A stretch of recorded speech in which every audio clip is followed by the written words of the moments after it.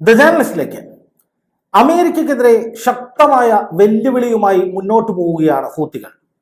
America ബഹുരാഷ്ട്ര സഖ്യസേനയൊക്കെ ഇറക്കി ചെങ്കടലിലൂടെ പോകുന്ന കപ്പലുകൾക്ക് സംരക്ഷണം കൊടുക്കുമെന്ന് പറഞ്ഞപ്പോൾ ഒരുപക്ഷെ അമേരിക്ക കരുതിയിരിക്കുക ഹൂത്തികൾ ഇതോടുകൂടി തങ്ങളുടെ ഇടപെടലുകൾ നിർത്തി ചെങ്കടലിനെ സ്വതന്ത്രമാക്കുമെന്നായിരിക്കണം. എന്നാൽ അമേരിക്കയല്ല ആര് വന്നാലും ഞങ്ങൾക്കൊരു കുഴപ്പവുമില്ല, മരണം വരെയും പോരാടാൻ ഞങ്ങൾ തയ്യാറാണ് എന്നായിരുന്നു ഹൂത്തികൾ തിരിച്ചടിച്ചത്. അതിനുശേഷം ഇതാ 22ഓളം ആക്രമണ ശ്രമങ്ങൾ അമേരിക്കൻ കപ്പലുകൾക്ക് നേരെ, അതായത് വാർഷിപ്പുകൾക്ക് നേരെ ഉണ്ടായി എന്നാണ് ഇപ്പോൾ പുറത്തു വരുന്ന വാർത്ത. ഇതിൽ ഏറ്റവും പ്രധാനപ്പെട്ടത് ഇന്ന് നടന്ന ഒരു ആക്രമണ ശ്രമമാണ്.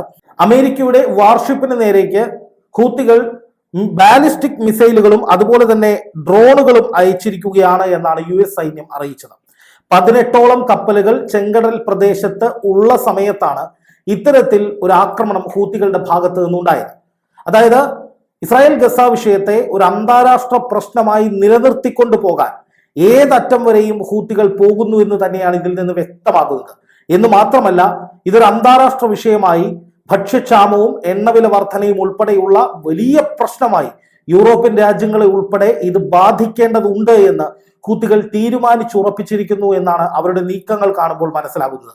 എന്ന് വെച്ചാൽ അമേരിക്കയല്ല ആര് വന്ന് സംരക്ഷണം നൽകാൻ തീരുമാനിച്ചാലും എണ്ണക്കപ്പലുകൾ അടക്കം ഏതെങ്കിലും കപ്പലുകൾ ഇസ്രായേലിന് വേണ്ടി ഈ പറയുന്ന ചെങ്കടൽ ഭാഗത്തു കൂടി പോയാൽ ഞങ്ങൾ ആക്രമിക്കും എന്നു തന്നെയാണ് ഹൂത്തികൾ നൽകുന്ന സന്ദേശം. അതുകൊണ്ടാണ് അമേരിക്കയുടെ വാർഷിപ്പിന് നേരെ പോലും ഇത്തരത്തിലൊരു ആക്രമണം നടന്നിരിക്കുന്നത്.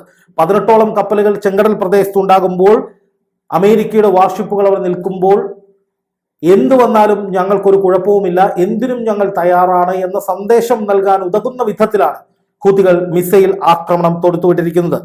അമേരിക്കൻ വാർഷിപ്പായ USS മെയ്സൺ എന്ന കപ്പലാണ് ഹൂത്തികളുടെ ഇത്തരത്തിലൊരു ആക്രമണം ഉണ്ടായതായി കണ്ടെത്തിയത്. ഉടൻ തന്നെ അമേരിക്കൻ കപ്പൽ പ്രത്യാക്രമണം നടത്തുകയും ഈ ബാലിസ്റ്റിക് മിസൈലും ഡ്രോണുകളും നിർവീര്യമാക്കുകയും ചെയ്തിട്ടുണ്ട്. എന്നാൽ ഇത്തരമൊരു നീക്കത്തിലൂടെ കപ്പലുകൾ തകർക്കുക എന്നതിനപ്പുറത്തേക്ക് അതല്ല ഹൂത്തികളുടെ ലക്ഷ്യം, മറിച്ച് ഈ വഴിക്ക് ഒരു കപ്പലും പോകാത്ത വിധത്തിൽ ഭീതി നിലനിർത്തുക എന്നുള്ളതാണ്. അതിൽ അവർ വിജയിക്കുകയാണ്. അന്താരാഷ്ട്ര കപ്പൽ ചാലിലേക്ക് 22ാമത്തെ ആക്രമണമാണ് ഇന്ന് നടന്നത് എന്നാണ് അമേരിക്ക പറയുന്നത്. അപ്പൊ ഇതിനു മുമ്പ് 22 ആക്രമണങ്ങൾ ഇത്തരത്തിൽ ഡ്രോണുകളും ബാലിസ്റ്റിക് മിസൈലുകളും ഒക്കെ ഉപയോഗിച്ച് ഹൂത്തികൾ നടത്തുന്നുണ്ട്. അപ്പോൾ ഹൂത്തികൾ ഉപയോഗിക്കുന്ന ഈ ബാലിസ്റ്റിക് മിസൈലുകളായാലും ഡ്രോണുകളായാലും അതിന് വലിയ ചെലവൊന്നുമില്ല. അവരെ സംബന്ധിച്ച് മുകളിൽ നിന്ന് നേരെ താഴത്തേക്ക് എറിഞ്ഞാൽ മതി, അല്ലെങ്കിൽ തൊടുത്താൽ മതി. പക്ഷെ ഇതിനെ നിർവീര്യമാക്കുക എന്നത്, അല്ലെങ്കിൽ ഇതിനെ തകർക്കുക എന്നത് അമേരിക്കയെ സംബന്ധിച്ച് വലിയ ചെലവുള്ള ഏർപ്പാടാണ്. അമേരിക്കയ്ക്ക് ഇത് തകർക്കാൻ വേണ്ടി വരുന്ന മിസൈലുകളുടെയും അല്ലെങ്കിൽ ആന്റി മിസൈലുകളുടെയും ഒക്കെ ചിലവെന്ന് പറയുന്നത് കോടികളാണ്. അപ്പൊ അത്തരത്തിൽ സാമ്പത്തികമായും വലിയ നഷ്ടം അമേരിക്കയ്ക്ക് ഉണ്ടാക്കുന്ന വിധത്തിലാണ് ഹൂത്തികളുടെ ഇടപെടൽ. അപ്പൊ ഹൂത്തികളെ സംബന്ധിച്ച് അവർ നേരത്തെ തന്നെ പറഞ്ഞു കഴിഞ്ഞു, ഞങ്ങൾ സായുധ യുദ്ധത്തിന് പോലും തയ്യാറാണ്, ഞങ്ങൾ പലസ്തീന് വേണ്ടി ഗസയ്ക്ക് വേണ്ടി നിലകൊള്ളുകയാണെന്ന് അവർ ആവർത്തിച്ച് പറഞ്ഞിരുന്നു. ആ നീക്കത്തെ ചെറുക്കാനായി അമേരിക്ക വലിയ പടക്കോപ്പുകളൊക്കെ ഇറക്കി വന്നെങ്കിലും ഫ്രാൻസും ഇറ്റലിയും ഒക്കെ അതിൽ നിന്ന് പിന്മാറി. ഓസ്ട്രേലിയ നേരത്തെ പിന്മാറിയ സാഹചര്യം ഉണ്ടായിരുന്നു. അതിനപ്പുറം ഇപ്പോൾ അമേരിക്ക അവിടെ വലിയ സംരക്ഷണ കവചമൊക്കെ തീർത്തിട്ടും അന്താരാഷ്ട്ര പ്രതിസന്ധി വർദ്ധിക്കുന്ന വിധത്തിൽ കപ്പലുകൾ ആ വഴിക്ക് പോകുന്നില്ല. അതൊരു വലിയ പ്രശ്നമായി മാറിക്കൊണ്ടിരിക്കുകയാണ്. അന്താരാഷ്ട്ര വിപണിയിൽ എണ്ണവിലയൊക്കെ കുതിച്ചുയരാനും യൂറോപ്യൻ രാജ്യങ്ങളിൽ വലിയ പ്രതിസന്ധി ഉണ്ടാക്കാനും ഒക്കെ ഉതകുന്ന വിധത്തിലാണ് ഈ ആക്രമണങ്ങൾ നടന്നുകൊണ്ടിരിക്കുന്നത്.